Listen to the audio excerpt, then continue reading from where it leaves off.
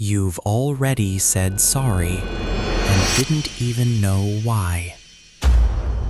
It wasn't a slip. It wasn't forgetfulness. It was a reflex.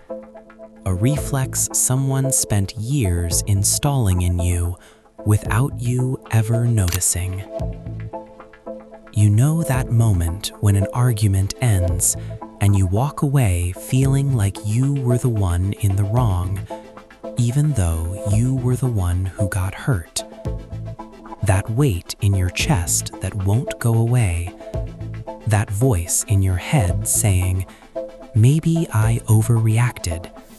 Maybe I'm too difficult. Maybe I'm the problem. This video is for you. Today, I'm going to show you how one of the most silent and most devastating manipulation mechanisms that exists actually works. Psychological guilt inversion.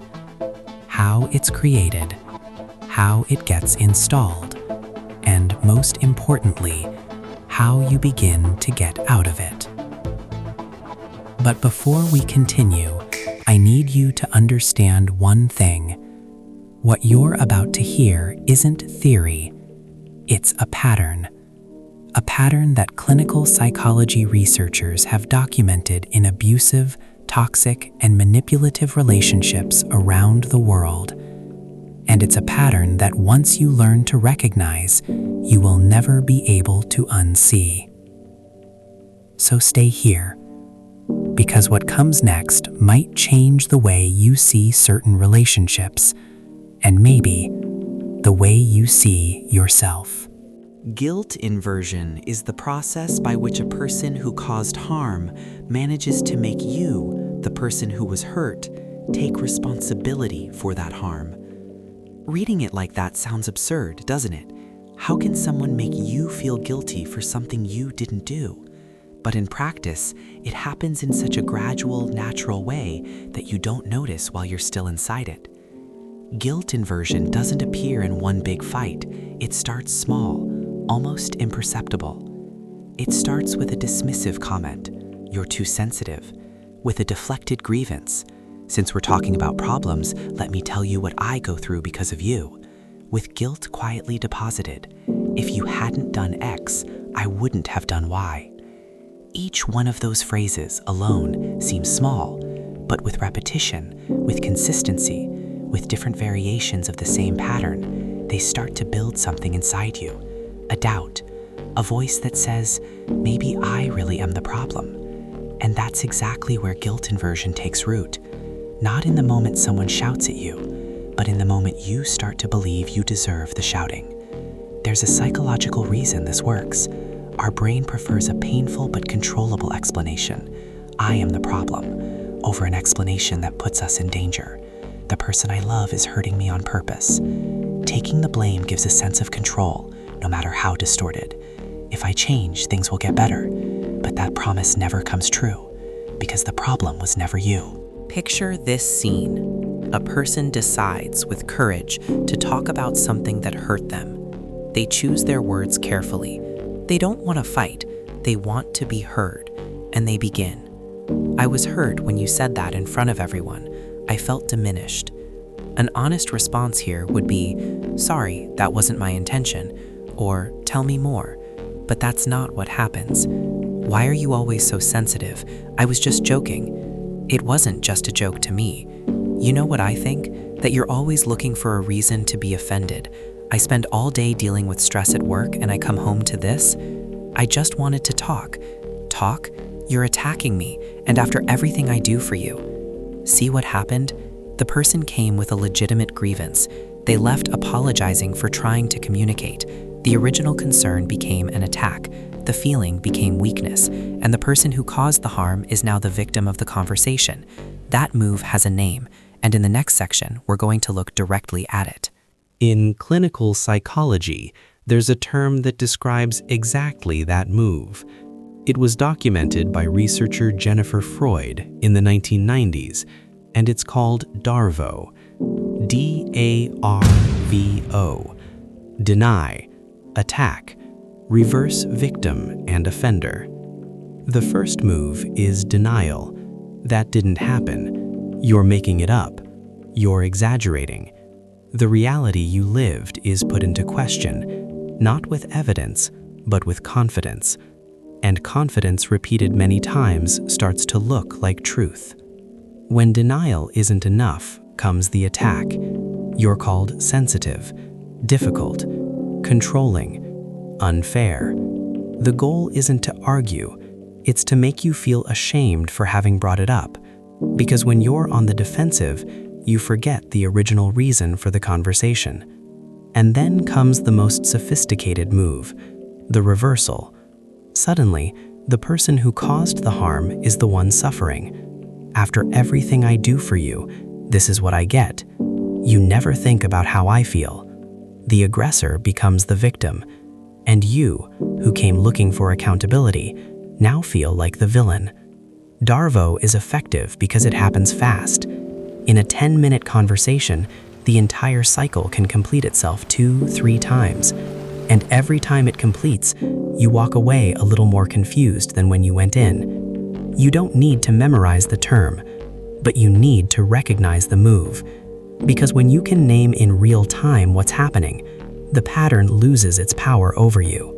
Nobody wakes up one day and decides to believe they're always guilty. This happens gradually, with repetition, with consistency, and often with people we love deeply. Think about a scenario. The first time that person reversed the blame, you were confused. You might have even thought they were right. You gave in, and by giving in, the argument ended. The peace returned. Your brain registered. Giving in equals peace. Even if it was a false peace, even if deep down you knew something was wrong. The second time, the path of surrender was a little faster. By the fifth, you were already apologizing before finishing your sentence. By the 10th, you didn't even know why you were apologizing anymore, but you did it anyway, because you'd learned that was what kept things working.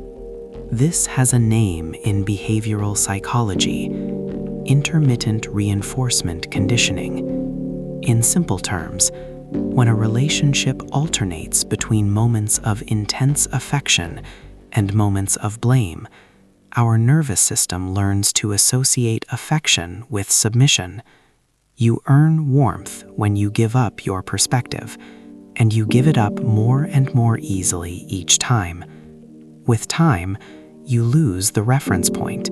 You can no longer tell the difference between real responsibility and imposed responsibility. And when that happens, the apology becomes a reflex, becomes a habit, becomes your default way of existing inside that relationship. There are clear signs that you might be inside a guilt inversion cycle. I'm going to name each one, and as I talk, pay attention to which ones resonate. First, you feel guilty when you are hurt. Not only when you make a mistake, but when someone hurts you. You finish arguments thinking, I did something wrong, even when you were the one who was harmed. Guilt became your default state, regardless of what actually happened. Second, you avoid expressing negative feelings. You learned somehow that feeling anger, sadness, or disappointment out loud is dangerous. Not because someone explicitly threatened you, but because every time you tried, it got turned against you. So you stopped trying. Third, you leave conversations more confused than when you entered. You went in knowing exactly what you wanted to say. 30 minutes later, you don't even know what you are feeling anymore.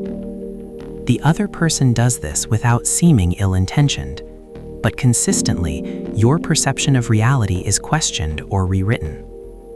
Fourth, you compulsively replay conversations. You spend hours rereading messages, revisiting scenes, trying to find the exact moment it was your fault. Not because you found proof, but because someone planted the doubt so deeply that you now do their work for them, convincing yourself that you're the one in the wrong. Fifth, you believe you are always the problem. In different relationships, in different contexts, you always reach the same conclusion. I'm difficult. I'm too much. I'm too sensitive.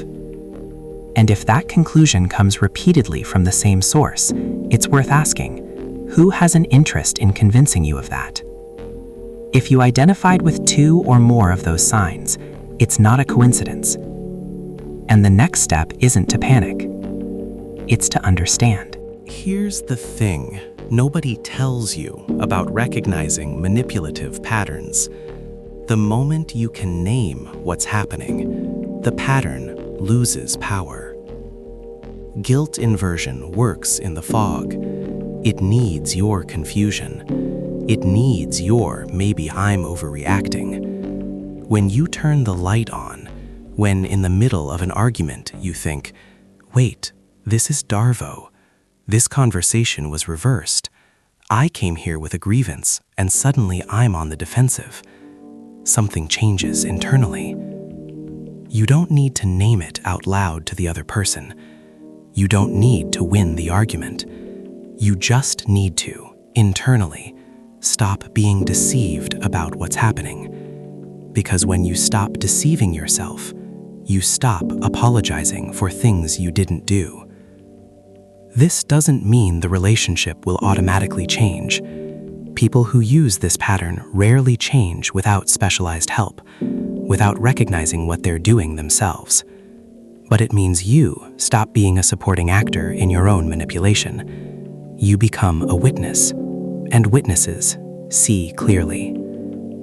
Naming doesn't solve everything, but it's the beginning of everything. Because before any decision, any conversation, any move you need to make, you need to see clearly what's in front of you. There is an enormous difference between saying sorry by choice and saying sorry out of fear. When you say sorry by choice, it's an act of responsibility, of care for the other person, of emotional maturity. It's you saying, I saw where I went wrong. This matters to me, and I care about how you feel. When you say sorry out of fear, it's an act of surrender. It's you saying, I don't know what's true anymore, but if I give in now, the pain stops. You deserve to know the difference. You deserve access to your own perception. You deserve relationships where your pain is heard without being reversed, where your feelings aren't used as weapons against you, and where saying sorry is a gesture of love, not of survival. If this video resonated with you, share it with someone who needs to hear this today. No comment needed, no explanation required. Just send it. Sometimes the right thing at the right moment changes everything. And if you're inside a situation like this right now, know that recognizing the pattern is already an act of courage. You are not overreacting. You are not too sensitive. And you are not the problem. In the next video, we're going to talk about how to respond when this happens in real time. Because recognizing is the first step, but knowing how to stand your ground, that's the next one. Subscribe if you want to keep going deeper into these conversations. Because the people who find them usually need them. And we will be here for you.